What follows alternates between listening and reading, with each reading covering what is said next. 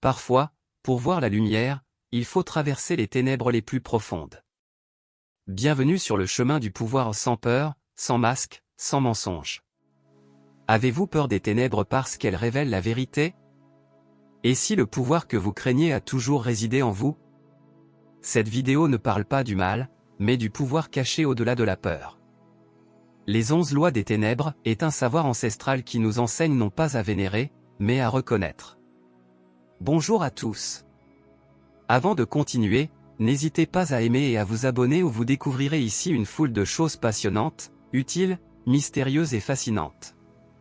Bienvenue sur le chemin du pouvoir sans peur, sans masque, sans mensonge. Parfois, j'entends les ténèbres parler en moi. Non pas comme le mal, mais comme une sagesse ancestrale, trop longtemps bannie du cœur humain. Elle murmure la liberté, la force, le droit d'être soi-même, même si le monde le qualifie de péché.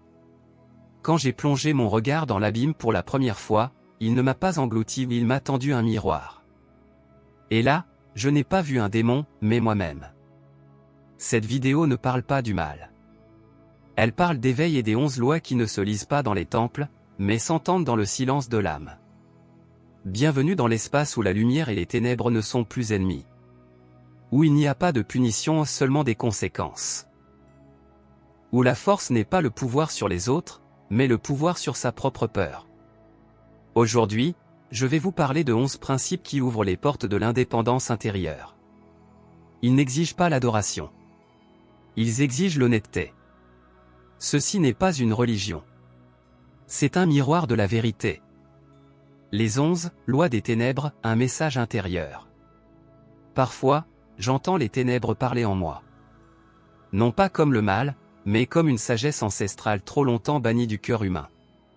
Elle murmure la liberté, la force, le droit d'être soi-même, même si le monde le qualifie de péché. Quand j'ai plongé mon regard dans l'abîme pour la première fois, il ne m'a pas englouti, il m'a tendu un miroir. Et là, je n'ai pas vu un démon, mais moi-même. Premier principe des ténèbres, ne pas plaindre les faibles, respecter la force de la vie. La pitié est une forme d'orgueil.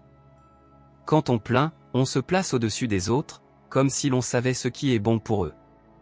Mais la vie n'est pas un spectacle où l'un sauve et l'autre attend. Chacun est mis à l'épreuve pour se souvenir de sa force. La véritable aide ne réside pas dans la pitié, mais dans l'éveil de la volonté d'autrui. Aidez si vous le pouvez, mais ne vivez pas pour les autres. Ne leur enlevez pas le droit de se fortifier à travers la souffrance. Même Mère Nature n'épargne pas les faibles. Seulement soit elle la secoue avec ardeur pour que ses racines s'enfoncent plus profondément. Le deuxième principe des ténèbres, ne gaspillez pas votre énergie pour les indignes. Votre énergie est la monnaie de l'univers.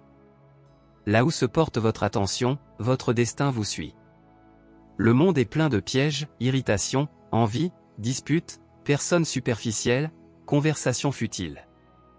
Il vous consume jusqu'à ce que vous appreniez à dire « non ». La force ne disparaît pas soudainement, elle s'insinue goutte à goutte. Dans chaque excuse, dans chaque « plus tard ». Économisez votre énergie. En renonçant au superflu, vous vous ouvrez au présent. Le troisième principe des ténèbres, donnez à ceux qui le méritent. La justice ne réside pas dans le pardon à tout prix, mais dans le maintien de l'équilibre. La paix ne repose pas sur le sacrifice, mais sur l'équilibre. Lorsque vous êtes blessé et que vous restez silencieux, vous perpétuez l'injustice. Les ténèbres enseignent, ne cherchez pas la vengeance par malice, mais rétablissez l'équilibre. La vengeance n'est pas un acte de rage, mais un acte de force. Dire « non », poser des limites, se défendre, ce n'est pas un péché. C'est honorer son âme.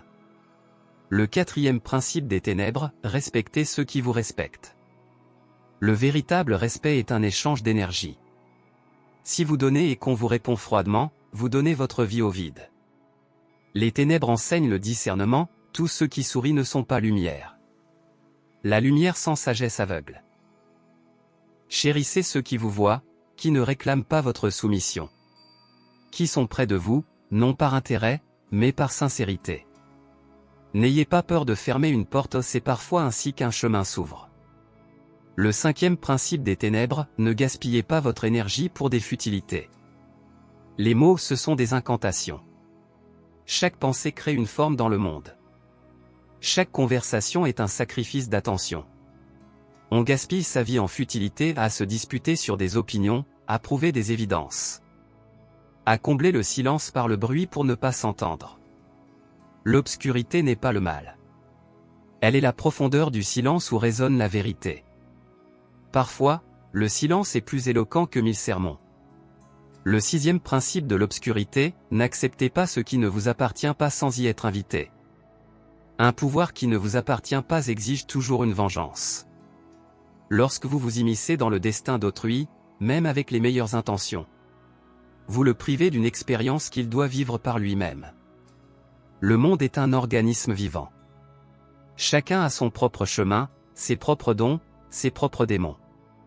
N'entrez pas là où vous n'êtes pas invité, ni dans une maison, ni dans une âme, ni dans un secret.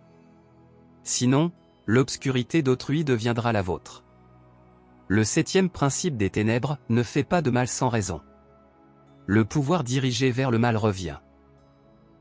Non pas comme un karma au sens moralisateur, mais comme une dissonance, une distorsion du flux. Chaque action crée une vibration, et ce que tu rayonnes te reviendra toujours en boucle. Mais sois prêt à te défendre. Être lumière ne signifie pas être impuissant. Les ténèbres n'exigent pas la soumission, elles exigent la conscience. Ne détruis que ce qui entrave la croissance. Le huitième principe des ténèbres, ne révèle pas de secrets aux indignes. Les mots sont des vecteurs de pouvoir.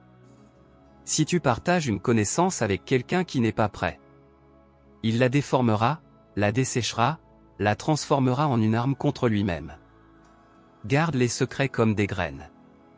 Semez seulement en terre fertile là où règne le silence et le respect.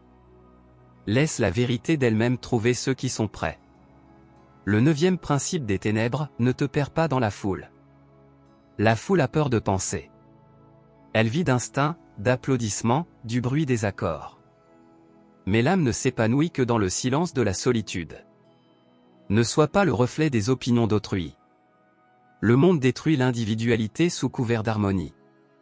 Le véritable équilibre ne réside pas dans la soumission, mais dans la conscience de ton unicité. Tu n'es pas une partie de la foule. Tu es le monde entier. Le dixième principe des ténèbres, ne demande pas si tu peux prendre.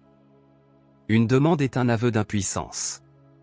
Le monde ne répond pas aux prières, mais à l'intention.